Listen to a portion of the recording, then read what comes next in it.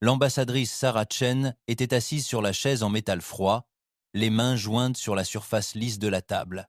Autour d'elle, la salle du Conseil galactique bourdonnait de voix extraterrestres, parlant dans des dizaines de langues.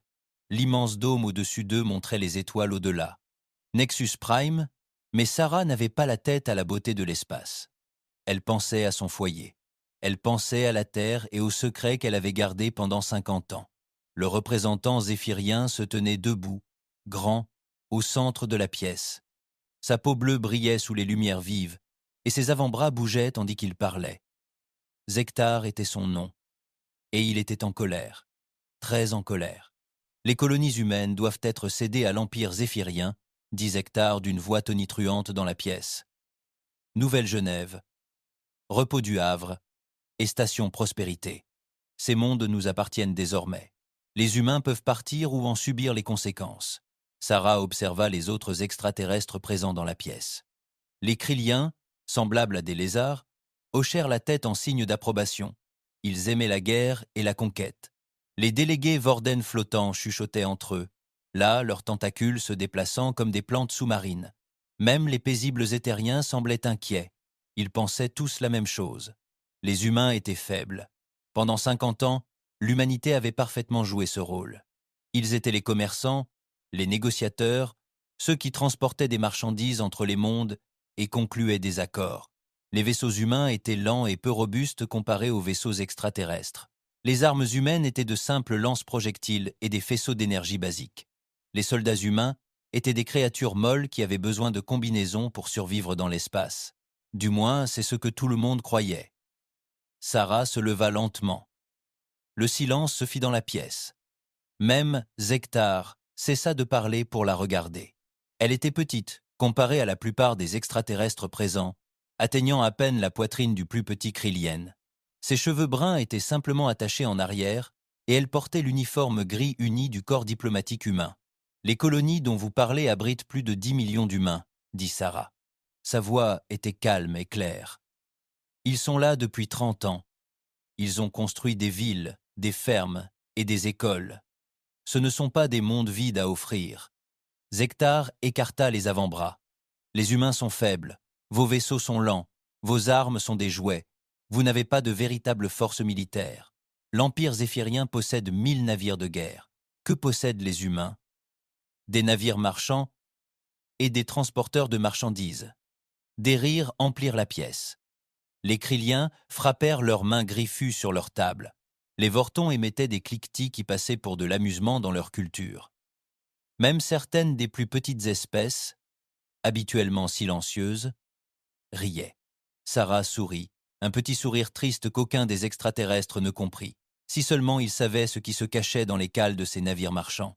Si seulement ils savaient ce que ces lents vaisseaux humains étaient réellement sous leurs fausses coques. Nous sommes un peuple pacifique, dit Sarah. Nous préférons le commerce à la guerre, mais nous n'abandonnerons pas nos colonies. Alors tu les regarderas brûler, répondit Zektar. La flotte zéphirienne partira dans 7 jours. Ton peuple peut partir ou mourir avec ses mondes. La séance se termina par la cérémonie habituelle. Les extraterrestres sortirent par groupes, parlant en tsézi, leur propre langue. Sarah resta assise, attendant que la salle soit presque vide. Puis elle toucha le petit appareil caché sous le col de sa veste. « Amiral !» murmura-t-elle si bas que seul l'émetteur caché put capter sa voix. « J'ai tout entendu, ambassadeur !» répondit-elle dans son oreillette. La voix appartenait à l'amiral Marcus Rivera, bien que personne dans la galaxie ne connaisse son véritable rang. Pour le reste de l'univers, il était le capitaine Rivera, commandant du cargo errant. « Étoile, sommes-nous prêts ?» demanda Sarah. « Nous sommes prêts depuis 50 ans, » répondit Marcus. La question est « Étoile, sommes-nous prêts ?» demanda Sarah. « Nous sommes prêts depuis 50 ans. » Marcus répondit « La question est « Sont-ils prêts pour nous ?» À 3000 années-lumière, l'étoile errante dérivait dans l'espace comme n'importe quel autre cargo.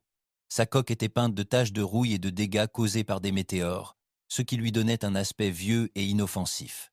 À l'intérieur, l'équipage se déplaçait avec l'efficacité désinvolte de marchands expérimentés. Ils chargeaient et déchargeaient des conteneurs, effectuaient des contrôles de maintenance et se plaignaient de la maigre rémunération, comme n'importe quel équipage civil. Mais si quelqu'un pouvait voir, à travers la coque extérieure camouflée du vaisseau, il découvrirait quelque chose de bien différent. Le Wandering Star était en réalité le CNS Rétribution, le dreadnought le plus récent et le plus puissant de l'humanité.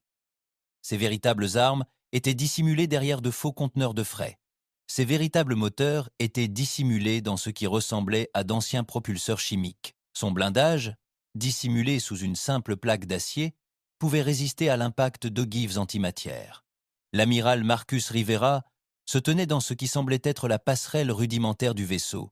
Pour tout observateur extérieur, cela ressemblait à la salle de contrôle d'un cargo ordinaire.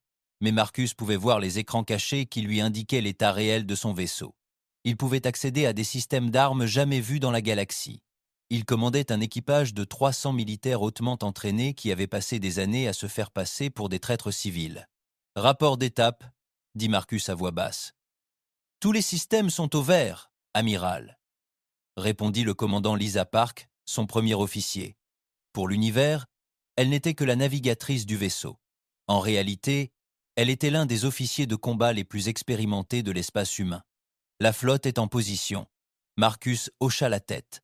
Autour d'eux, dispersés dans des dizaines de systèmes stellaires, plus de 200 vaisseaux identiques leur attendaient. Chacun ressemblait à un navire civil. Chacun était en réalité un navire de guerre camouflé. Les cargos étaient en réalité des transports de troupes. Les navires miniers étaient en réalité des plateformes d'armes mobiles. Les navires de recherche étaient des centres de commandement et de contrôle. « Et les installations ?» demanda Marcus. « Prêtes à être activées » répondit Park. « Les 47 bases sont pleinement opérationnelles. » Marcus s'autorisa un léger sourire. Pendant 50 ans, l'humanité avait construit ses bases. Chaque fois qu'ils établissaient une exploitation minière sur un astéroïde lointain, ils construisaient en réalité une base militaire cachée. Chaque station de recherche placée en orbite autour de géantes gazeuses était en réalité une plateforme d'armement. Chaque relais de communication qu'ils installaient au point de saut était en réalité un réseau de capteurs et un lance-missiles. Les extraterrestres pensaient que les humains étaient travailleurs mais inoffensifs. Ils les voyaient creuser des mines et construire des stations et approuvaient leur éthique de travail. Ils n'avaient jamais soupçonné que l'humanité militaire isait chaque système qu'ils touchaient. « Contactez le commandement de la flotte », ordonna Marcus. « Dites à l'amiral Shenway que l'ambassadeur Shen nous a donné l'ordre. L'opération Révélation commence dans 6 jours. Sur Terre, dans un bunker au cœur des Alpes suisses, l'amiral Shenway a reçu le message. C'était la sœur aînée de Sarah, bien que peu de gens aient eu connaissance du lien. Tandis que Sarah avait passé des décennies à apprendre des langues et des cultures extraterrestres, Shenway se préparait à la guerre. Le centre de commandement de la défense terrestre ressemblait à un édifice sorti tout droit d'un passé lointain et d'un futur lointain de l'humanité. Les murs étaient sculptés dans la roche vivante, mais ils présentaient des expositions montrant, aux 4 coins de l'espace humain, des milliers d'officiers travaillaient dans des stations qui surveillaient les vaisseaux, les bases et les installations réparties sur 50 systèmes stellaires. « Amiral », dit son assistant, s'approchant avec un bloc de données. L'Empire zéphirien mobilise sa flotte de combat. Les services de renseignement indiquent qu'il retire des vaisseaux de 5 secteurs pour constituer une force d'attaque. Shenway a étudié les chiffres. Les Zéphiriens amenaient 300 vaisseaux de guerre pour attaquer les colonies humaines. C'était une force colossale selon les normes extraterrestres. La plupart des espèces se rendraient plutôt que d'affronter une telle puissance. La plupart des espèces n'étaient pas humaines. « Combien de vaisseaux attendent-ils de nous ?» demanda Shenway. D'après leur rapport de renseignement, ils pensent que nous avons être 50 vaisseaux civils qui pourraient être convertis au combat, répondit son assistant. Ils ne prennent cependant aucun risque. 300 contre 50, c'est une bonne probabilité pour eux. Shenway se dirigea vers l'écran principal. Il montrait l'espace humain tel que les extraterrestres le voyaient, un petit groupe de colonies pacifiques reliées par des routes commerciales. Mais d'un geste, elle changea la vue. La présence humaine réelle apparut à l'écran, telle une constellation cachée. La vérité était stupéfiante. L'humanité ne possédait pas seulement 50 vaisseaux. Elle possédait plus de 800 vaisseaux de guerre pleinement opérationnels, dissimulés à travers la galaxie. Elle ne possédait pas seulement 12 colonies. Ils avaient des installations militaires dans 47 systèmes stellaires. Ils n'avaient pas seulement 12 colonies. Ils avaient des installations militaires dans 47 systèmes stellaires. Ils n'étaient pas seulement des commerçants et des mineurs. Ils constituaient la plus grande force militaire que la galaxie ait jamais connue, et personne ne soupçonnait son existence. Commencez la première phase, ordonna Chenwei. Envoyez les codes d'activation à toutes les installations dormantes. Il est temps de réveiller la flotte. Dans l'espace humain, la transformation a commencé. Sur la station minière en orbite autour de Kepler 4 142b, les ouvriers ont reçu des messages codés qui ont tout changé. L'enveloppe extérieure de la station s'est fendue comme une fleur qui s'ouvre, révélant les armes et l'armure qui étaient cachées depuis 20 ans. Ce qui ressemblait à une simple installation minière était en réalité une forteresse capable de défendre un système stellaire tout entier. Tandis que le cargo progressait sans relâche, le capitaine Janet Torres regarda le message du commandement de la flotte et sourit. Elle transportait des fournitures entre les colonies depuis 15 ans, observant les vaisseaux extraterrestres l'ignorer complètement. Elle appuya alors sur un bouton caché de son siège de commandement et son vaisseau commença à se transformer. La fausse coque extérieure se détacha par sections, révélant les lignes épurées d'un croiseur lourd. Les faux conteneurs de frais s'ouvrirent pour dévoiler des lance-missiles et des armes énergétiques. Les quartiers de l'équipage civil se replièrent pour révéler des casernes de marine et des baies de combat. En 10 minutes, sa progression constante était devenue le marteau du CNS Rétribution, un vaisseau capable de détruire tout sur son passage. La même transformation s'est produite sur 200 vaisseaux à travers la galaxie. Les cargos sont devenus des destroyers. Les navires miniers sont devenus des croiseurs de bataille. Les vaisseaux de recherche sont devenus des transporteurs, lançant des escadrons de chasseurs déguisés en drones d'exploration. Mais les vaisseaux n'étaient qu'une partie du secret de l'humanité. La véritable surprise résidait dans ce qu'ils avaient construit au sol. Sur la colonie humaine de Nouvelle-Genève, le premier monde que les Zéphiriens prévoyaient d'attaquer, la gouverneure Patricia Walsh, debout dans son bureau, observait la ville en contrebas. Elle paraissait paisible. Maisons, écoles, fermes et le spatioport où atterrissaient quotidiennement des vaisseaux civils. Mais Patricia savait ce qui se cachait en dessous. Chaque colonie humaine avait été construite dans un souci de défense. Les magnifiques parcs étaient en réalité des sites de missiles camouflés. Les agréables quartiers résidentiels disposaient de réseaux de bunkers souterrains pouvant abriter toute la population. Les centrales électriques étaient conçues pour surcharger et créer d'énormes impulsions électromagnétiques capables de neutraliser les navires ennemis. Même les fermes faisaient partie du système de défense, produisant une nourriture capable de survivre des années en cas de siège. « Gouverneur », dit son assistant en entrant dans le bureau, « nous avons reçu l'ordre d'activation du commandement de la flotte. » « Bien, » répondit Patricia. « Avertissez tout le monde. Chef de service. Dites-leur qu'il est temps que les citoyens découvrent ce que nous avons réellement construit ici. Les colons avaient toujours su que leur monde pourrait être attaqué un jour. C'est pourquoi chaque citoyen humain de plus de 16 ans recevait une formation militaire de base. C'est pourquoi chaque ville disposait d'un dépôt d'armes secret. C'est pourquoi chaque famille disposait d'un dépôt d'urgence. C'est pourquoi chaque famille disposait de plans d'urgence permettant de se mettre en position défensive en 1 heure. Ce que les colons ignoraient, c'était l'étendue réelle de leur défense. Ils allaient bientôt le découvrir. La nouvelle se répandit dans les colonies et une autre transformation s'opéra. Les autorités civiles dévoilèrent leurs grades militaires. Les enseignants, les agriculteurs et les commerçants ouvrirent des cages de provisions et revêtirent leurs uniformes. Les enfants, qui pensaient jouer à des jeux lors de leurs exercices d'urgence, comprirent qu'ils apprenaient de véritables procédures militaires. La galaxie était sur le point de découvrir que la plus grande tromperie de l'humanité n'avait pas été de cacher ses armes ou ses vaisseaux. Elle avait été de cacher sa nature. Chaque humain était un soldat potentiel. Chaque colonie était une forteresse. Chaque traître pacifique était un guerrier attendant le signal du combat. Dans 6 jours, l'Empire zéphirien attaquerait ce qu'il croyait être des colonies humaines sans défense. Au lieu de cela, il se retrouverait face à la force militaire la plus importante et la mieux préparée que la galaxie ait jamais connue. Mais d'abord, l'humanité devait enfin se réveiller après 50 ans de sommeil. La paix illusoire prenait fin. Bientôt, la galaxie découvrirait la véritable nature humaine lorsqu'elle déciderait de cesser de cacher sa véritable nature. Le moment approchait où l'humanité révélerait sa véritable force militaire. Et lorsque cela se produirait, la galaxie tremblerait en silence. L'attaque de Nouvelle-Genève survint exactement au moment annoncé par les Zéphiriens. Le commandant de flotte Vexrat mena 60 vaisseaux de guerre à travers le point de saut, à la limite du système, s'attendant à trouver quelques vaisseaux cargos humains et peu être de vieux satellites défensifs. Ce qu'il découvrit changea tout. La galaxie pensait connaître l'existence de l'humanité.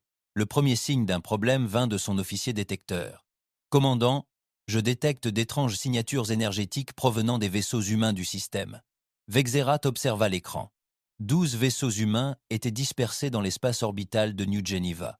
Ils ressemblaient à l'habituel assemblage de cargos et de navires de passagers utilisés par les humains pour le commerce. Rien de menaçant. « Étrange comme ça, demanda-t-il. Les relevés de puissance sont bien plus élevés qu'ils ne devraient l'être, répondit l'officier des capteurs. Et la configuration de leur coque change. Avant que Vexrat ne puisse réagir, les vaisseaux humains commencèrent à se transformer. Les plaques de coque se détachèrent et tombèrent comme des vêtements usés. De faux conteneurs de frais s'ouvrirent, révélant des systèmes d'armes. Des sections de moteurs s'étirèrent, révélant leur véritable puissance.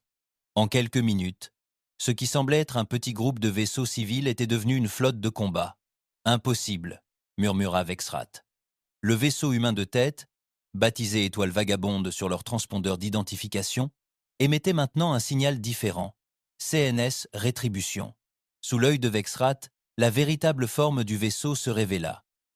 Il était massif, bien 2 fois plus grand qu'il ne l'avait semblé. Des sabords s'ouvraient le long de sa coque, tels des yeux s'ouvrant dans l'obscurité. Le vaisseau, qui ressemblait à un simple cargo, était en réalité plus grand que son propre vaisseau amiral. « Tous les navires sont en formation de combat », ordonna Vexrat. « Préparez-vous à engager la flotte humaine. » Mais tandis que ces vaisseaux se mettaient en position d'attaque, d'autres surprises surgirent. La station d'extraction d'astéroïdes, qui fonctionnait silencieusement dans la ceinture du système, s'illumina soudain d'énergie. Ce qu'ils avaient pris pour une simple plateforme minière était en réalité une forteresse hérissée d'armes. Elle était intégrée à l'un des plus gros astéroïdes de la ceinture, et cet astéroïde se dirigeait désormais vers sa flotte par ses propres moyens. « Commandant, son officier de navigation s'écria. La station d'extraction n'est pas une station, c'est une plateforme d'armes mobile. » D'autres signaux apparurent sur les capteurs.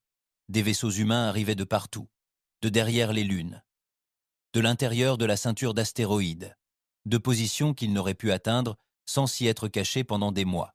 Ce qui ressemblait à 12 navires civils était en réalité une flotte de 47 navires de guerre camouflés et en attente. L'amiral Marcus Rivera se tenait sur le pont du châtiment, observant la flotte zéphirienne réaliser son erreur. Pendant 50 ans, il avait attendu ce moment. Pendant 50 ans, il avait attendu ce moment. Pendant 50 ans, l'humanité s'était préparée au jour où elle devrait révéler sa véritable nature à la galaxie. « Amiral », rapporta son officier d'armement, « tous les vaisseaux sont prêts au combat. Les Zéphiriens ont cessé d'avancer. Je pense qu'ils essaient de comprendre ce qu'ils voient. » Marcus hocha la tête. « Ouvre un canal de communication avec le commandant zéphirien. » L'écran principal vacilla et montra le visage bleu de Vexrat. Les 4 yeux du Zéphirien étaient écarquillés de stupeur et de confusion. « Qu'est-ce que c'est » demanda-t-il. « D'où viennent ces vaisseaux ?»« De l'endroit où ils ont toujours été, commandant Vexrat, » répondit calmement Marcus. « Vous n'avez simplement pas regardé assez attentivement pour les voir. C'est impossible. Les vaisseaux humains sont lents et faibles.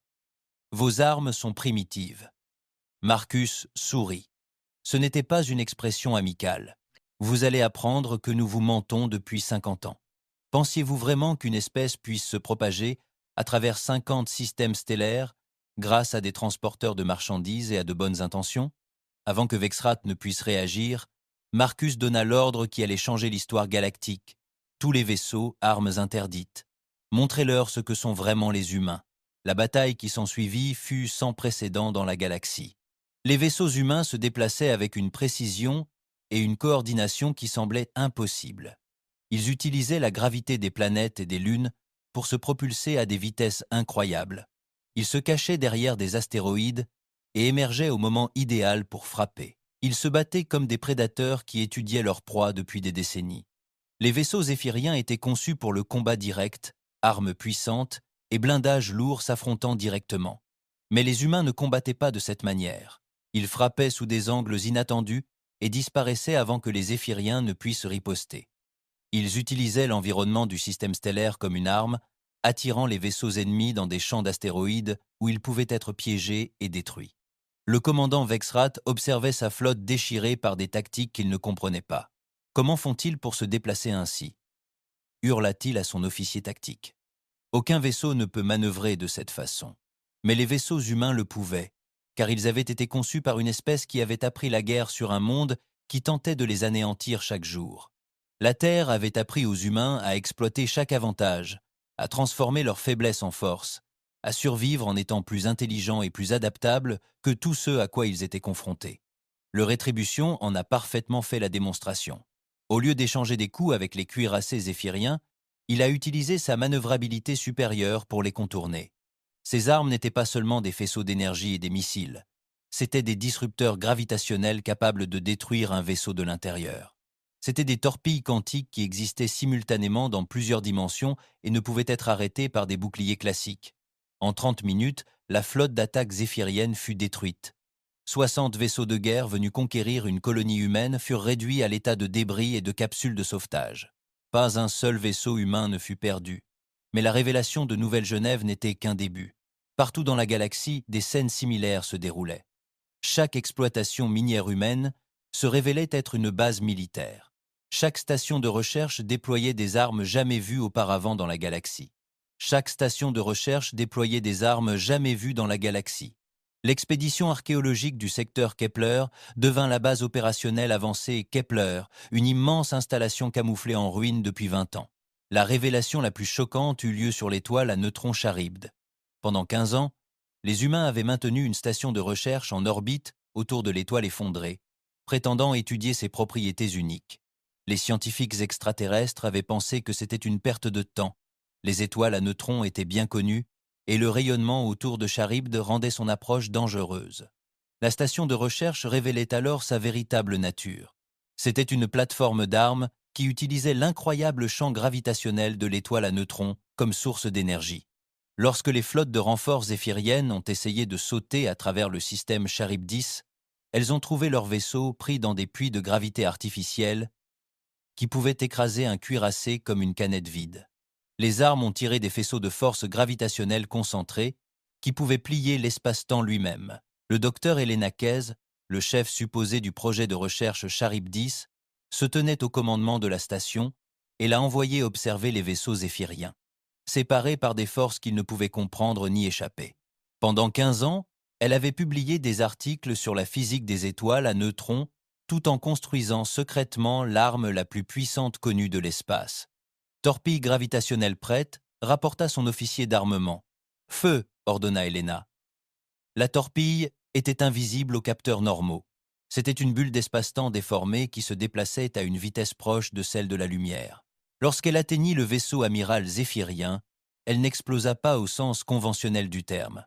Au contraire, elle créa un puits de gravité si intense que le vaisseau fut comprimé en une sphère de moins d'1 mètre de diamètre en l'espace de quelques microsecondes.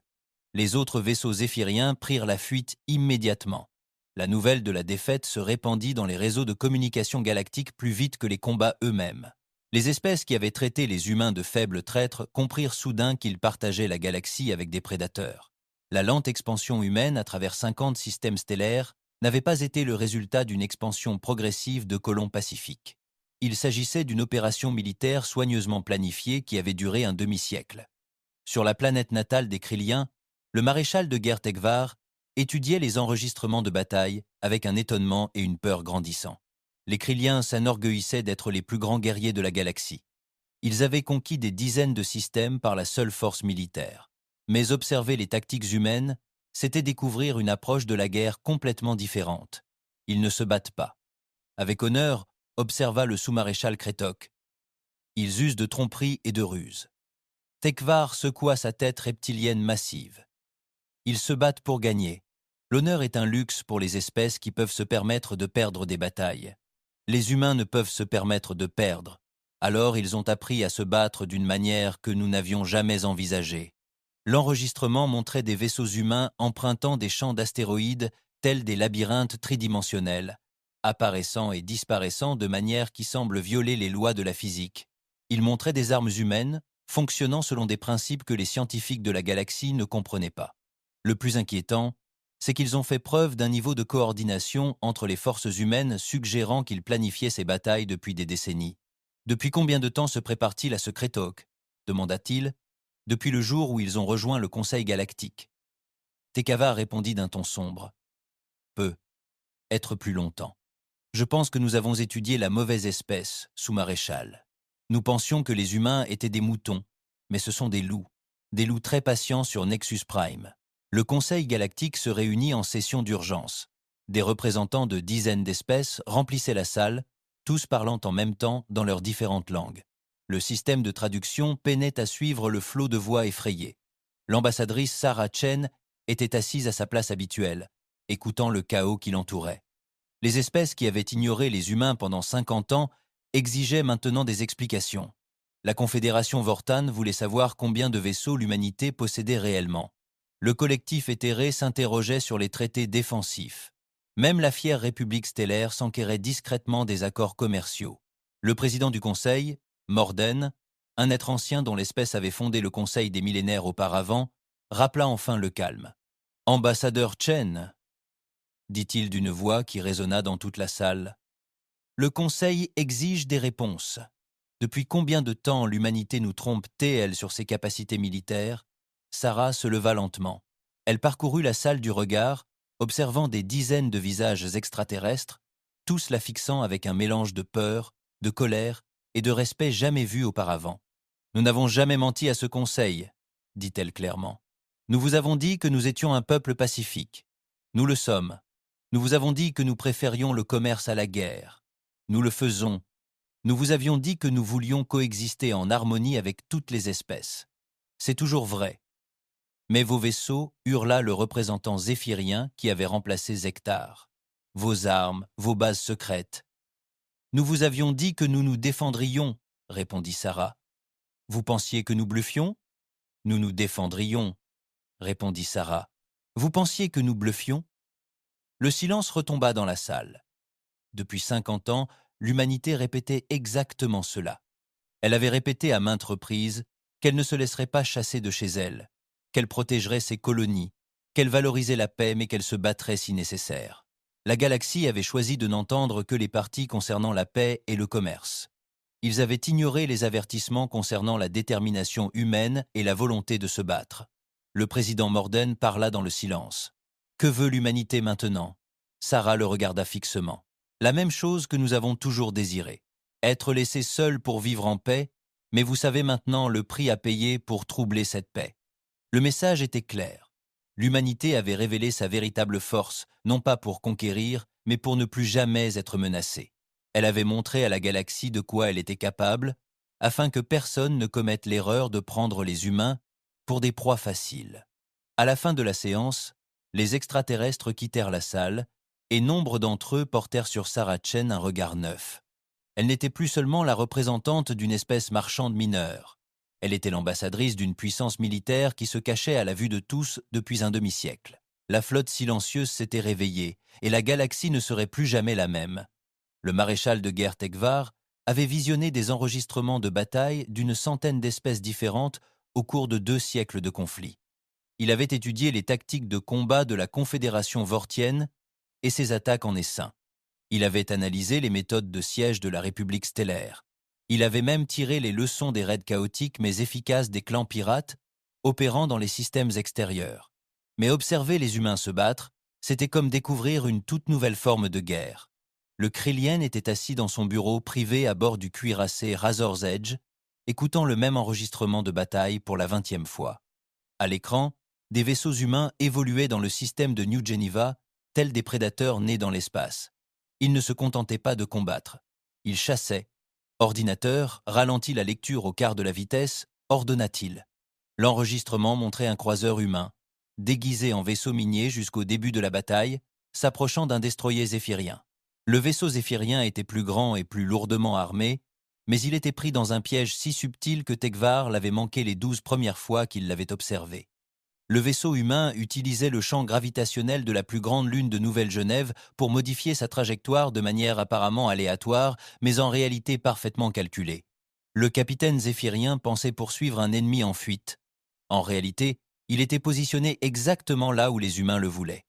Lorsque le piège se déclencha, 3 autres vaisseaux humains apparurent derrière l'ombre de la lune. Ils attendaient là, moteur coupé, invisible au capteur. Le destroyer zéphyrien fut détruit en quelques secondes, pris dans un feu croisé auquel il ne put échapper. « Magnifique !» murmura Tegvar. Son assistant, le sous-maréchal Kretok, leva les yeux de son bureau. « Maréchal, avez-vous dit quelque chose ?»« Les humains, » répondit Tegvar. « Regardez cet enregistrement, Kretok. Dites-moi ce que vous voyez. » Le jeune Krillian observa l'écran tandis que l'enregistrement se rejouait. « Je vois des vaisseaux humains utiliser des tactiques de tromperie et d'embuscade. Combat déshonorant. Les écailles de Tegvar claquèrent, ce qui passa pour un rire parmi son espèce. Vous voyez, avec les yeux krilliens, sous-maréchal, nous valorisons la confrontation directe. Guerrier contre guerrier. Mais regardez le résultat. 4 vaisseaux humains détruisirent un destroyer zéphyrien sans aucune perte. Combien de vaisseaux krilliens perdrions-nous dans le même combat? Kretok réfléchit à cela. Combattre avec honneur? Probablement 2 vaisseaux perdus, peut être 3 pour obtenir le même résultat. Exactement. Tegvar mit l'enregistrement en pause et activa l'affichage tactique. Les humains ne se battent pas pour l'honneur. Ils se battent pour gagner. Et ils sont très, très doués pour gagner. Le maréchal de guerre avait demandé toutes les données de combat que les services de renseignement kriens pouvaient recueillir. Ce qu'il a découvert a dressé un tableau à la fois fascinant et terrifiant de la guerre humaine. Les humains ne se contentaient pas de vaincre leurs ennemis. Ils les étudiaient, prédisaient leur comportement et transformaient leurs forces en faiblesse. Regardez cet engagement dans le système de Toseti, a déclaré Tegvar, faisant apparaître un autre enregistrement. Les Zéphyriens envoyèrent une escadrille d'attaque rapide de 30 vaisseaux pour attaquer un convoi de ravitaillement humain. Tactique de raid standard, frapper fort et vite, détruire les cargos, battre en retraite avant l'arrivée des renforts. L'enregistrement montrait les vaisseaux zéphyriens surgissant de l'hyperespace en formation parfaite, prêts à détruire ce qu'ils pensaient être des cargos humains sans défense. Au lieu de cela, ils trouvèrent la formation du convoi se désagréger dans une panique apparente, les cargos se dispersant dans toutes les directions. La formation se désagrégea dans une panique apparente, les cargos se dispersant dans toutes les directions. Le commandant zéphyrien pensait avoir réussi la surprise parfaite. Tegvar continua. Ces navires se déployèrent pour traquer les cargos individuellement. Formation de poursuite classique. Kretok observa le vaisseau zéphyrien se séparer pour traquer les humains en fuite. Ils tombèrent dans un piège. Un piège magnifique, approuva Tegvar. Les cargos humains ne s'enfuyaient pas. Ils se déplaçaient vers des positions prédéterminées. Une fois les zéphyriens dispersés et isolés les uns des autres, les cargos révélèrent leur véritable nature. Les prétendus cargos se débarrassèrent de leurs fausses coques et devinrent des navires de guerre. Mais surtout, ils avaient mené les raiders zéphyriens dans une zone de destruction préparée à l'avance. Des plateformes d'armes dissimulées se déployèrent dans tout le système. Des mines, camouflées en débris spatiaux, s'activèrent. L'escadron zéphyrien se retrouva piégé dans un champ de bataille soigneusement préparé. 30 vaisseaux zéphyriens détruits, annonça Tegvar. Aucune perte humaine. La bataille dura moins de 20 minutes. Kretok fixa l'enregistrement avec stupéfaction. Comment savait-il que l'attaque allait arriver? C'est le plus troublant, répondit Tegvar. Je crois qu'il l'ignorait. Je crois qu'il s'était préparé à ce scénario des mois, voire des années, puis qu'ils avaient attendu que quelqu'un soit assez fou pour déclencher le piège. Le maréchal de guerre présenta une analyse tactique révélant les positions défensives humaines sur tout leur territoire. Chaque convoi de ravitaillement traversait des systèmes militarisés en secret. Chaque route commerciale était protégée par des plateformes d'armes dissimulées et des navires de guerre camouflés. Chaque colonie humaine était entourée de défenses que la plupart des espèces n'auraient pas construites, même autour de leur planète d'origine. Ils ont transformé leur civilisation entière en armes, observa Tegvar. Chaque marchand est un guerrier potentiel. Chaque cargo est un navire de guerre potentiel. Chaque colonie est une forteresse. Comment combattre un tel ennemi? La question le troublait plus qu'il ne voulait l'admettre. L'hégémonie krienne avait conquis la moitié d'un secteur grâce à sa puissance de feu supérieure et à son courage guerrier. Mais les tactiques humaines donnaient à la guerre traditionnelle un aspect primitif et inutile. Ils combattaient avec leur esprit autant qu'avec leurs armes, et leur esprit était clairement très dangereux. Dans la colonie humaine de Haven's Rest, le gouverneur Michael Torres se tenait dans ce qui ressemblait au centre des opérations d'urgence de la colonie. Pour les dignitaires et les représentants commerciaux en visite, cette pièce semblait être une simple installation d'intervention en cas de catastrophe. Elle comportait des écrans montrant les conditions météorologiques, les niveaux d'approvisionnement et les centres de population civile. Mais derrière les faux murs et sous l'équipement d'apparence innocente, Heaven's Rest contenait l'un des centres de commandement militaire les plus sophistiqués de l'espace humain. Le gouverneur Thor n'était pas seulement un administrateur colonial, il était le général Thors, un vétéran de l'expansion militaire secrète de l'humanité qui planifiait la défense de Heaven's Rest depuis 15 ans. Monsieur, son officier de communication, rapporta « Nous recevons des demandes de reddition d'unités militaires zéphiriennes réparties sur 3 systèmes.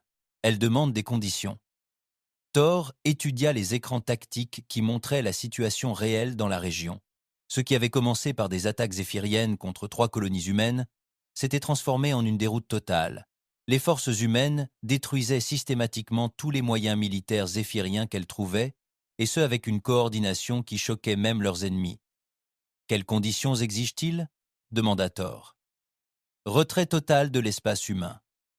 Reconnaissance des revendications territoriales humaines. » Et l'officier des communications marqua une pause. Ils proposent de partager leur technologie militaire en échange d'un cessez-le-feu. Thor sourit presque. Rejeté. Ils ont attaqué nos civils, ils ont menacé nos maisons.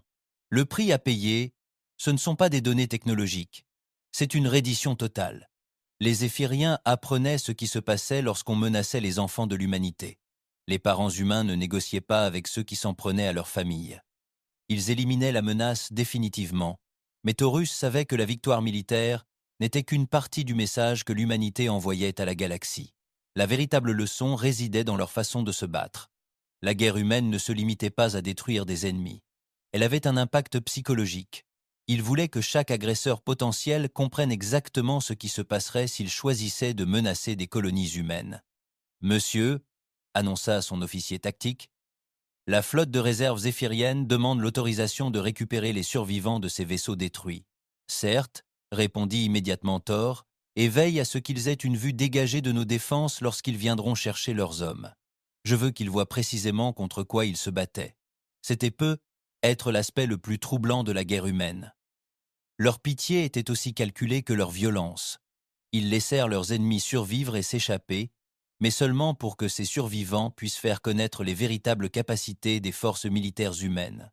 Chaque pilote zéphirien rescapé rentrait chez lui avec des histoires de vaisseaux humains surgis de nulle part, d'armes incompréhensibles, de systèmes défensifs transformant des systèmes stellaires entiers en forteresses. La guerre psychologique était être plus efficace que la destruction physique. La peur, Thor le savait, était une arme qui n'avait jamais besoin d'être rechargée. Sur Terre, l'amiral Shenwei surveillait les combats depuis le centre de commandement de l'espace lointain.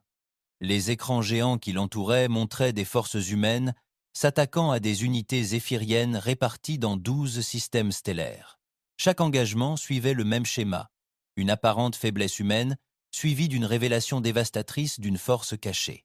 Amiral, ses services de renseignement, rapporta le chef, recevaient des communications interceptées des forces kryiennes, vortiennes et de la République stellaire. L'amiral, chef des renseignements, rapporta « Nous recevons des communications interceptées des forces kryiennes, vortiennes et de la République stellaire. Elles tentent toutes d'analyser nos tactiques. Quelles en sont leurs conclusions ?» demanda Shenwei. « Les Kryiens sont impressionnés, mais perturbés par notre manque de combat honorable. Les Vortiens tentent de calculer le nombre réel de vaisseaux dont nous disposons. La République stellaire met discrètement à jour ses protocoles diplomatiques concernant l'humanité. » Shenwei acquiesça. C'était exactement ce que l'humanité avait prévu. La révélation de sa véritable capacité militaire ne visait pas seulement à vaincre les Zéphiriens. Elle visait à sensibiliser la galaxie entière au prix à payer pour menacer les intérêts humains. Et les espèces plus petites ? Le collectif éthéré a demandé une alliance défensive formelle. La Fédération Kepler s'interroge sur des accords commerciaux pour la technologie militaire humaine. La compagnie commerciale de la bordure extérieure souhaite engager des vaisseaux humains pour escorter ces convois. Parfait. La galaxie apprenait que les humains n'étaient pas des proies. C'étaient de puissants alliés à courtiser et de dangereux ennemis à éviter. L'amiral, son officier de planification stratégique, s'approcha avec un bloc de données. Nous avons un problème. L'Empire zéphirien mobilise sa grande armada. Plus d'1 millier de navires répartis sur 5 secteurs. Ils ne se rendent pas. Ils intensifient leurs attaques. Shen Wei examina les rapports de renseignement. L'Empire zéphirien avait été blessé par ces défaites et il réagissait de la seule manière qu'il connaissait, avec une force écrasante. Tous les vaisseaux de guerre qu'il pouvait rassembler étaient envoyés pour écraser l'humanité une fois pour toutes. Combien de temps avant qu'ils n'atteignent notre espace ? Demanda TL. 72 heures, amiral. Il se dirige droit vers la Terre. Shen Wei sourit. L'expression n'était pas agréable. Ils apprendront alors la leçon la plus importante sur la guerre humaine. Nous ne nous contentons pas de cacher nos vaisseaux et nos bases à nos ennemis. Nous dissimulons aussi les défenses de notre planète. Elle se tourna vers son chef des communications. Envoyez un message à toutes les forces humaines de la galaxie. Dites-leur que l'opération Retour est désormais active. Il est temps de montrer aux Zéphiriens à quoi ressemblera la Terre lorsqu'elle cessera de prétendre être un monde pacifique. Les Zéphiriens pensaient déployer une force écrasante pour attaquer une planète faiblement défendue. Ils ignoraient totalement qu'ils allaient attaquer le monde le plus fortement fortifié de l'histoire galactique. La Terre se préparait à ce moment depuis le jour où l'humanité avait quitté son système natal. La galaxie allait assister à la démonstration ultime de l'art militaire humain. Et une fois ce moment terminé, aucune espèce ne prendrait plus jamais la patience humaine pour la faiblesse humaine. Le commandant suprême Zartek se tenait sur la passerelle de commandement de l'imposant cuirassé Infinite Glory, observant sa flotte se préparer à l'assaut final sur Terre. Autour de lui s'étendait la plus grande force militaire jamais rassemblée dans l'histoire galactique, plus d'1 millier de navires de guerre des 5 secteurs de l'Empire zéphirien. Des cuirassés de la taille de ville flottaient aux côtés de destroyers rapides et d'imposants porte-avions chargés de chasseurs.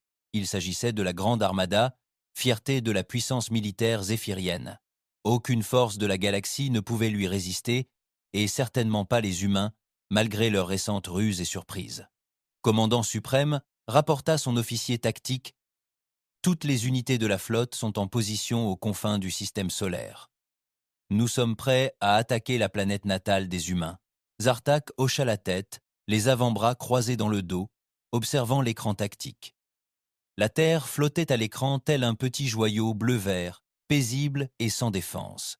Quelques stations orbitales l'entouraient, ainsi que ce qui semblait être un modeste rassemblement de vaisseaux humains, une 50aine au total, rien qui puisse menacer sa grande armada. Les ruses des humains ne les sauveront pas ici, déclara Teil à son équipage. Ils ont peu être dissimulés des vaisseaux de guerre sur tout leur territoire, mais c'est leur monde natal. Il n'y a nulle part où se cacher, nulle part où fuir. Aujourd'hui, nous mettons fin au problème humain pour toujours. Son officier de communication prit la parole. Commandant suprême, nous recevons une transmission de la Terre. Affichez-la sur l'écran principal, ordonna Zartek. L'écran vacilla et montra une femme en uniforme militaire.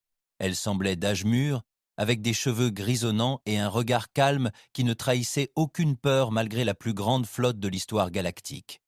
La plaque signalétique sur son uniforme indiquait « Amiral Shen Wei, commandant suprême de Zartek », dit-elle en parfait zéphirien. « Je suis l'amiral Shen Wei, commandant des forces de défense terriennes. Vous avez amené une flotte impressionnante dans notre système. J'ai provoqué ta destruction, humain, répondit Zartek. Rends-toi maintenant, et nous laisserons peu. Être certain de tes hommes survivre comme esclaves. Continue de résister, et nous réduirons ton monde en cendres. L'amiral Shen Wei sourit. Son expression froide mit Zartek mal à l'aise, pour des raisons qu'il ignorait. Commandant suprême, avant de lancer votre attaque, je voudrais vous montrer quelque chose. Je pense que tu devrais comprendre ce contre quoi tu te bats vraiment. Tes mots ne peuvent rien changer à l'issue de cette bataille, dit Zartek d'un ton dédaigneux. Des mots ? Non, dédaigneux. Des mots ? Non, probablement. Pas, mais peut être qu'une démonstration aiderait. Shen Wei fit signe à quelqu'un hors champ. Ordinateur, commence la séquence de révélation du réseau de défense terrestre. Sur l'écran tactique de Zartek, de nouveaux contacts commencèrent à apparaître dans tout le système solaire. Au début, il ne s'agissait que de quelques vaisseaux supplémentaires émergeant de ce qui semblait être l'espace vide. Puis d'autres contacts apparurent. Et encore plus, « Qu'est-ce que c'est ?» demanda Zartek à son officier des capteurs. « Commandant suprême, je… » Je ne comprends pas ces indications. De nouveaux vaisseaux apparaissent partout. Ils étaient jusqu'à présent complètement invisibles à nos capteurs. La vérité était stupéfiante. Ce qui semblait être une cinquantaine de vaisseaux humains défendant la Terre était en réalité plus de 300 vaisseaux de guerre pleinement opérationnels. Ils se cachaient grâce à une technologie furtive qui les rendait invisibles aux capteurs zéphiriens. Mais ce n'était que le début. La ceinture d'astéroïdes entre Mars et Jupiter commença à s'illuminer de signatures énergétiques. Ce que les Zéphiriens avaient pris pour de simples blocs de roche était en réalité d'énormes plateformes d'armes, chacune de la taille d'une lune et dotée d'une puissance de feu éclipsant tout ce qui se trouvait dans la flotte de Zartak. « Impossible », murmura-t-il. Mais les révélations continuèrent. La planète Mars elle-même commença à changer, sa surface s'ouvrant en des dizaines d'endroits, révélant des silos à missiles et des armes énergétiques. Le monde, supposément mort, avait été vidé et transformé en forteresse. Même les lunes de Jupiter présentaient des signatures énergétiques. Elles aussi avaient été militarisées. Puis la révélation la plus choquante survint. La lune de la Terre commença à se fendre comme une fleur qui s'ouvre, révélant qu'elle avait été entièrement vidée et reconstruite. À l'intérieur se trouvait un chantier de la taille d'une planète, rempli de vaisseaux en construction, d'équipements de production et d'armes jamais vus dans la galaxie. Chers ancêtres, souffla Zartek, le système tout entier est une forteresse. Pas seulement une forteresse, commandant suprême. La voix de l'amiral Shenwei résonna à l'écran. C'est le système le plus solidement défendu de l'histoire galactique. Nous nous préparons à ce jour depuis notre départ de la Terre, il y a des siècles. Tous les humains qui ont un jour contemplé les étoiles savaient qu'un jour, quelqu'un tenterait de nous ravir notre foyer. Les mains de Zartek tremblaient tandis qu'il observait son écran tactique se remplir d'installations défensives. Les humains n'avaient pas seulement construit des défenses classiques autour de leur planète. Ils avaient transformé le système solaire tout entier en armes. Le Soleil lui-même présentait des structures artificielles, d'immenses réseaux de collecte solaire, capables de concentrer l'énergie stellaire en rayons, capables de détruire des flottes entières. Comment réussit-il à demander? De la même manière que nous frappions nos vaisseaux à travers la galaxie, répondit Chen Wei. Nous avons travaillé pendant des siècles, petit à petit, sans cesse en train de construire, sans cesse en train de nous préparer. Chaque astéroïde exploité, chaque lune étudiée, chaque station spatiale construite, tout cela faisait partie du plan de défense de notre foyer. Sur le pont de la gloire infinie, des signaux d'alarme retentirent. La flotte de Zartek était encerclée par des systèmes défensifs 10 fois plus puissants. Pire encore, ils étaient piégés. La même technologie furtive qui avait dissimulé les défenses humaines était désormais utilisée pour créer des champs de gravité artificiels empêchant ces vaisseaux de... Pire encore, ils étaient piégés. La même technologie furtive qui avait dissimulé les défenses humaines était désormais utilisée pour créer des champs de gravité artificiels empêchant ces vaisseaux de sauter en hyperespace. C'est votre dernière chance de vous rendre, commandant suprême. Amiral Shen, dit Wei, ordonnez à votre flotte de réduire ses armes et préparez-vous à être arrêtés. Vos hommes seront traités avec respect, prisonniers de guerre. L'orgueil de Zartek s'enflamma. L'Empire zéphirien ne capitule pas devant les espèces inférieures. Tous les vaisseaux, en formation d'attaque, détruisent la planète natale des humains. La bataille qui s'ensuivit fut connue sous le nom de massacre de Sol, bien que les historiens se soient disputés pendant des siècles pour savoir si l'on pouvait vraiment parler de bataille. La flotte de 1000 vaisseaux de Zartek attaqua la Terre avec toute l'énergie dont elle disposait. Des armes énergétiques capables de briser des continents, des missiles capables de détruire des lunes, des chasseurs qui grouillaient comme des insectes furieux. Rien de tout cela n'avait d'importance. Les défenses humaines s'activèrent, l'une après l'autre, révélant des technologies que la plupart des espèces croyaient impossibles. Les astéroïdes armés ont lancé des disrupteurs gravitationnels qui ont écrasé les vaisseaux zéphiriens comme des boîtes de conserve. Mars a lancé des missiles qui existaient simultanément dans plusieurs dimensions et ne pouvaient être interceptés par les défenses conventionnelles. La forteresse lunaire a lâché des essaims de drones de combat trop rapides pour être suivis par des pilotes organiques. Mais l'arme la plus dévastatrice provenait du Soleil lui-même. Les panneaux solaires concentraient l'énergie stellaire en faisceaux cohérents qui frappaient avec la puissance d'une étoile. Les cuirassés zéphiriens disparaissaient sous les coups des lances solaires, se transformant instantanément de matière en énergie. L'amiral Chen Wei observait la destruction depuis le centre de commandement principal de la Terre, profondément sous la surface de la planète. L'installation avait été creusée dans la roche vivante il y a des siècles, conçue pour coordonner la défense du monde natal de l'humanité. Autour d'elle, des milliers d'officiers surveillaient chaque aspect de la bataille. Père, des milliers d'officiers surveillaient chaque aspect de la bataille.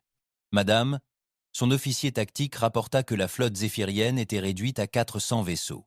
Ils tentent de battre en retraite, mais les ancres gravitationnelles les maintiennent en place. Chen Wei observa le spectacle. Le réseau de défense de Séoul fonctionnait exactement comme prévu, détruisant systématiquement une flotte d'invasion tout en subissant un minimum de dégâts. Mais elle ne prenait aucun plaisir à ce massacre. Il ne s'agissait pas de vengeance, mais d'envoyer un message à la galaxie entière. Ouvrir un canal vers tous les vaisseaux zéphiriens, ordonna-t-elle. Ces communications, toutes fréquences confondues, ont atteint tous les zéphiriens survivants. Vaisseau, ici l'amiral Chen Wei.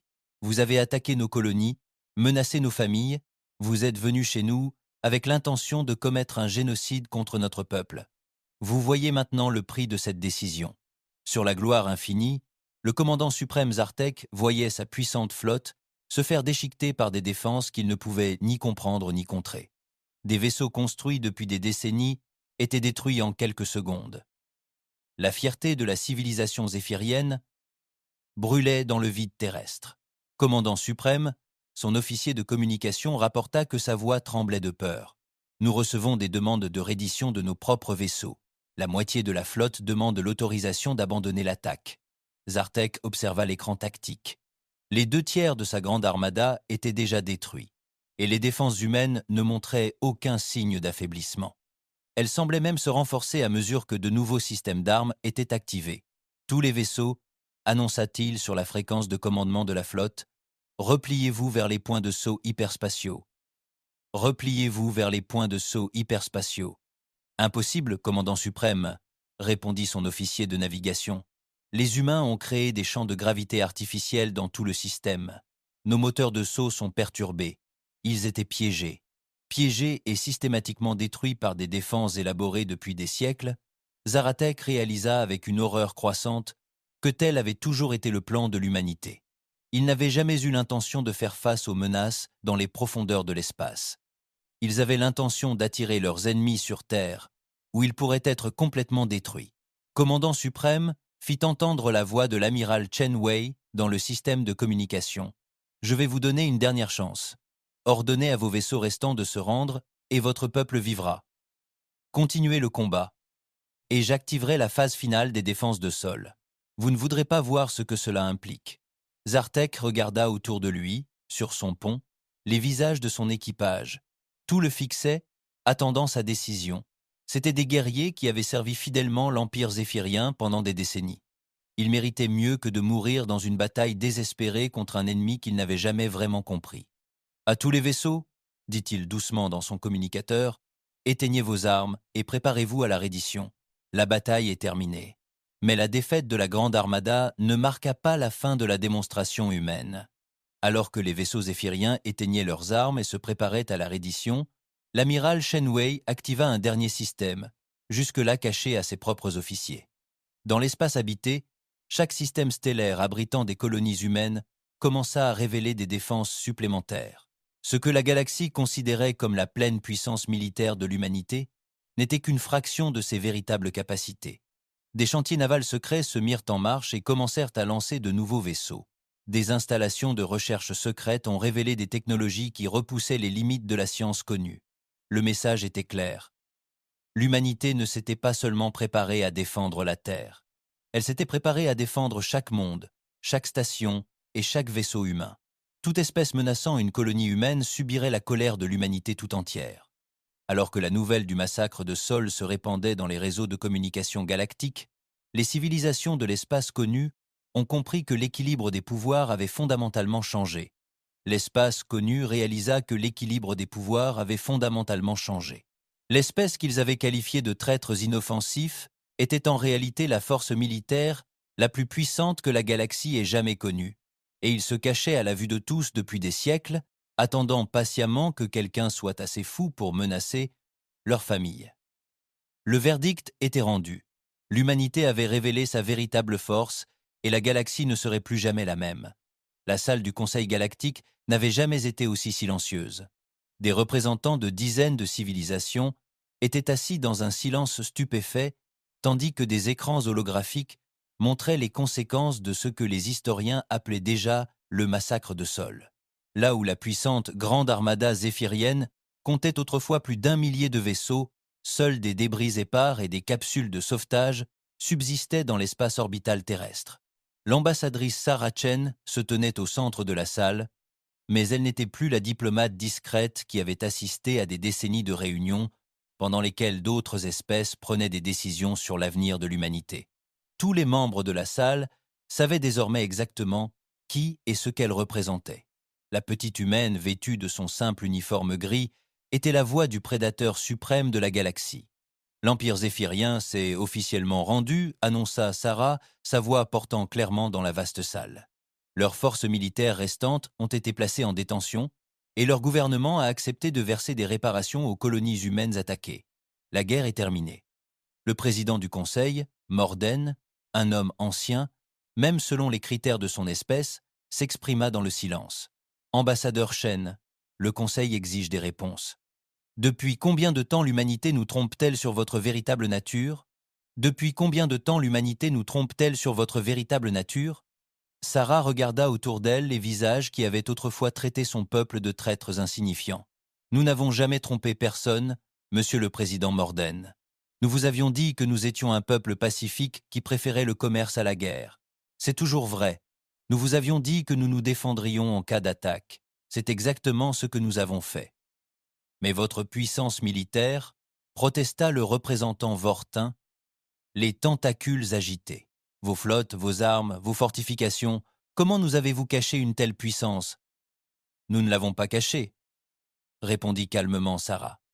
Vous avez simplement choisi de ne pas la voir. Chaque fois que nous avons établi une colonie, nous vous avons dit que nous la construisions. Chaque fois que nous avons établi une colonie, nous vous avons dit que nous construisions des défenses.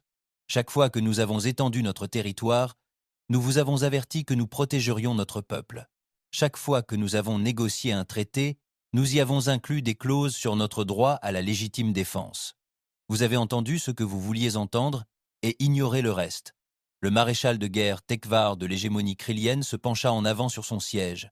Sa silhouette reptilienne massive éclipsait la plupart des autres êtres présents, mais sa voix portait une nouvelle nuance de respect.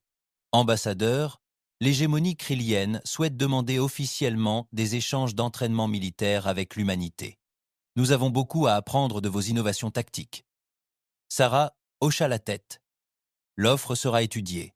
Mais comprenez, maréchal, que la doctrine militaire humaine repose sur des principes que votre peuple pourrait avoir du mal à accepter. Nous ne combattons pas pour la gloire ou l'honneur. Nous combattons pour gagner, pour survivre et pour protéger nos familles. Tout le reste est secondaire. Survivre et protéger nos familles. Tout le reste est secondaire. Le représentant du collectif éthéré, un être d'énergie pure contenu dans une matrice cristalline, vibrait de couleurs exprimant une profonde émotion. Le collectif demande une alliance formelle avec l'humanité. Nous avons toujours été une espèce pacifique, mais les événements récents nous ont montré que la paix exige de la force pour la maintenir. D'accord, répondit Sarah. Immédiatement, l'humanité a toujours cru que les espèces pacifiques méritaient d'être protégées de ceux qui les attaquent. Nous sommes prêts à étendre notre protection à toute civilisation partageant nos valeurs. De l'autre côté de la salle, les représentants commencèrent à dialoguer entre eux dans des dizaines de langues. Le système de traduction peinait à suivre le rythme, tandis que des espèces qui avaient dominé la politique galactique pendant des millénaires se retrouvaient soudain à repositionner leurs relations avec l'humanité. La petite espèce silencieuse qu'ils avaient ignorée était désormais la force militaire la plus puissante de l'espace connu. Sur la planète lointaine Kepler 442, la gouverneure Patricia Walsh se tenait dans ce qui avait autrefois été le bâtiment administratif de sa colonie.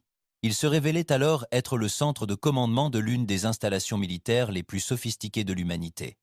À travers les vitres transparentes en aluminium, elle pouvait apercevoir les imposantes plateformes défensives camouflées en équipement minier depuis 20 ans. Son assistante s'approcha avec un bloc-notes. « Monsieur le gouverneur, nous recevons des demandes diplomatiques officielles de 17 espèces différentes. Elles veulent toutes établir des ambassades ici. » Patricia sourit. Il y a 3 mois, elle ne répondait pas. Nos appels quand nous avions besoin d'accords commerciaux. Maintenant, ils veulent des ambassades. Combien proposent des alliances militaires? Toutes, madame. La République stellaire propose des accords exclusifs de partage de technologies. La Fédération de la bordure extérieure souhaite engager des vaisseaux humains pour escorter ses convois. Même les clans pirates réclament des pactes de non-agression. La transformation est remarquable. L'humanité, autrefois considérée comme une traîtresse inoffensive, est désormais courtisée par toutes les grandes puissances de la galaxie. Mais Patricia comprenait que ce changement impliquait des responsabilités que son peuple commençait seulement à comprendre. Sur Terre, l'amiral Shen Wei parcourait les couloirs du centre de commandement de l'espace lointain, observant son équipe coordonner le nouveau rôle de l'humanité dans les affaires galactiques. Des écrans montraient des vaisseaux humains à travers l'espace connu, ne masquant plus leur véritable nature. L'ère de la tromperie était révolue. Il s'agissait désormais d'en gérer les conséquences, une tâche plus ardue. L'amiral, son chef des renseignements, s'approcha avec une tablette de données sécurisée. Nous recevons des rapports de notre ambassade sur Nexus Prime. 17 espèces ont demandé des traités de défense au cours des dernières 48 heures. La Confédération Vorton propose de partager sa technologie d'hyperpropulsion en échange d'une protection contre l'hégémonie kryène. La République stellaire souhaite acquérir des systèmes d'armes humains à étudier les rapports de Shenwei. Qu'en est-il des espèces plus petites? Celles qui sont prises entre les mains des grandes puissances? Ce sont les plus avides de toutes, madame. La Fédération Kepler, la compagnie commerciale de la bordure extérieure, l'Alliance des mondes indépendants, tous demandent à être inclus dans ce qu'ils appellent la zone de protection humaine. C'était exactement ce qu'espérait Shen Wei. Pendant trop longtemps, la galaxie avait été dominée par de grandes puissances militaires qui tyrannisaient les civilisations plus petites. La révélation de la véritable force de l'humanité offrait l'occasion de créer un ordre galactique différent, fondé sur la protection plutôt que sur la prédation. Rédiger une proposition pour le Conseil galactique, ordonna-t-elle. Un accord de défense mutuelle. Pour toute espèce souhaitant adhérer, une protection totale contre les agressions en échange d'une coopération pacifique et du respect des droits des êtres sensibles. Sur le pont de l'ISO, le cuirassé Krien Razor's Edge, le maréchal de guerre Tekvar étudiait les rapports de renseignement sur les capacités militaires humaines avec un mélange d'admiration et d'inquiétude. Son espèce s'était toujours enorgueillie d'être les plus grands guerriers de la galaxie. Ils étaient désormais confrontés à la réalité. Ils partageaient l'espace avec des prédateurs bien plus dangereux qu'eux. Le maréchal, le sous-maréchal Kretok, s'approcha avec une analyse tactique. Nos services de renseignement avaient terminé leur évaluation de l'efficacité au combat des humains. Les résultats sont troublants. Dekfer leva les yeux de son datapad. Troublants en quoi? Chaque combat que nous avons analysé montre le même schéma. Les humains ne se contentent pas de vaincre leurs ennemis. Ils les surpassent complètement. Leur réflexion tactique est tellement en avance sur la guerre conventionnelle que la plupart des espèces ne comprennent même pas ce qu'ils font avant qu'il ne soit trop tard. Le maréchal de guerre hocha la tête d'un air sombre. Que recommande le haut commandement? Une alliance totale avec l'humanité, maréchal. Si nous ne pouvons les vaincre, nous devrions les rejoindre. Mieux vaut s'allier aux prédateurs suprêmes que d'en être la proie. C'était une dure réalité à accepter pour une fière espèce guerrière. Mais Tekvar avait étudié suffisamment d'archives de bataille pour savoir que c'était la bonne décision. Les Kryliens avaient toujours cru que la force résidait dans une puissance de feu supérieure et un courage guerrier. Les humains leur avaient montré que la plus grande force résidait dans une réflexion supérieure et une préparation minutieuse. De retour sur Nexus Prime, l'ambassadrice Sarah Chen rencontra un petit groupe de représentants d'espèces dont la plupart des habitants de la galaxie avaient oublié l'existence. Les doux bâtisseurs, qui avaient créé de magnifiques cités de cristal sans armes. Les archivistes, qui conservaient les archives historiques de la galaxie, mais ne disposaient d'aucune force militaire. Les guérisseurs de Toseti, dont les connaissances médicales étaient légendaires, n'avaient jamais fait la guerre. Vous êtes tous les bienvenus sous la protection de l'humanité, leur dit Sarah, mais comprenez ce que cela signifie.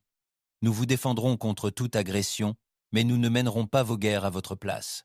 Nous protégerons votre droit à l'existence, mais vous devez continuer à apporter vos dons uniques à la civilisation galactique.